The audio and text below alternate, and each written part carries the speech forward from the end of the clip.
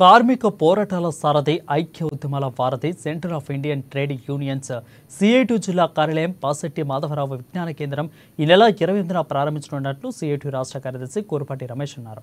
జిల్లా కార్మిక వర్గం ఉద్యోగులు ప్రజానీకం కూడా రైతాంగం అధిక సంఖ్యలో ప్రారంభ సభకు హాజరై జయప్రదం చేయాలని కోరారు. స్థానిక సుందరయ్య భవనంలో ఏర్పాటు చేసిన సిఐటి జిల్లా విస్తృత స్థాయి సమావేశానికి ఆయన ముఖ్య అతిథిగా విచ్చేసి మాట్లాడారు.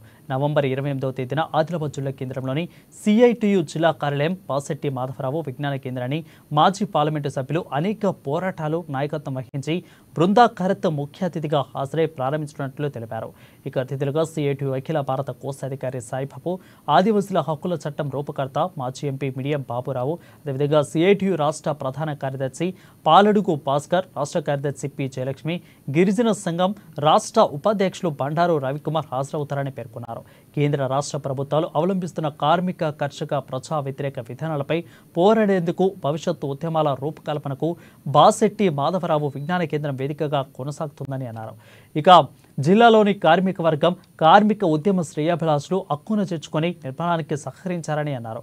ప్రారంభోత్సవ సభకు జిల్లా కార్మిక వర్గం ఇక ప్రజానికం అధిక సంఖ్యలో హాజరై జయప్రదం చేయాలని పిలుపునిచ్చారు.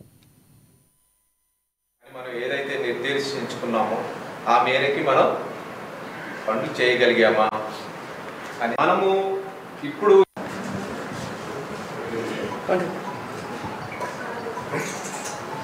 మన యూనియన్స్కి ఆ శక్తి ఉంది, మన రంగాలకి ఆ శక్తి ఉంది. సిఐటిలో ఉన్నటువంటి నాయకత్వానికి కూడా. కాబట్టి మనం ఇప్పటికైనా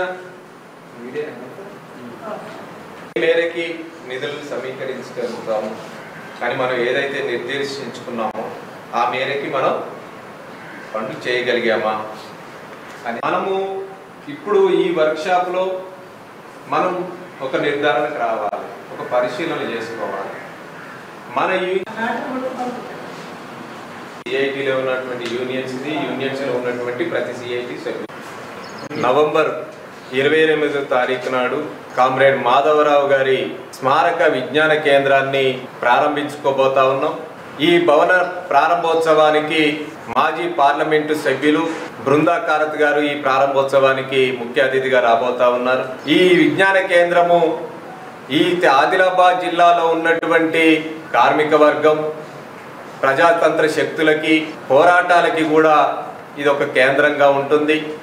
ఇది ఒక ఆఫీసు కార్యకలాపాలు నిర్వహించేటటువంటి ఒక ఆఫీస్గా కాకుండా ఈ ప్రజల్ని చైతన్యవంతం చేయడం కోసం, దోపిడీ గురవుతున్నటువంటి వర్గాన్ని చైతన్యవంతం చేసి దోపిడీ చేస్తున్నటువంటి వర్గాలపైన పోరాటాలను నిర్మించేటటువంటి ఒక కేంద్రంగా ఈ కార్యాలయం ఉండబోతా ఉంది. అందుకే ఈ కార్యాలయం ప్రారంభోత్సవం 28వ తారీఖు నాడు ఈ ఆదిలాబాద్ జిల్లాలో ఉన్నటువంటి కార్మిక వర్గాన్ని, ఈ ఆదిలాబాద్ జిల్లాలో ఉన్నటువంటి ప్రజలు పెద్ద ఎత్తున ఈ ప్రారంభోత్సవంలో పాల్గొనాల్సినటువంటి అవసరం కూడా ఉంది. ఈ కార్మిక వర్గాన్ని, ప్రజల్ని కూడా దోచుకుంటున్నటువంటి పరిస్థితి కూడా ఉంది. అందుకే రాబోయేటటువంటి కాలంలో ఈ మాధవరావు గారి స్మారక విజ్ఞాన కేంద్రంగా ప్రజా ఉద్యమాల్ని, కార్మిక వర్గ ఉద్యమాల్ని కూడా నిర్మిస్తామని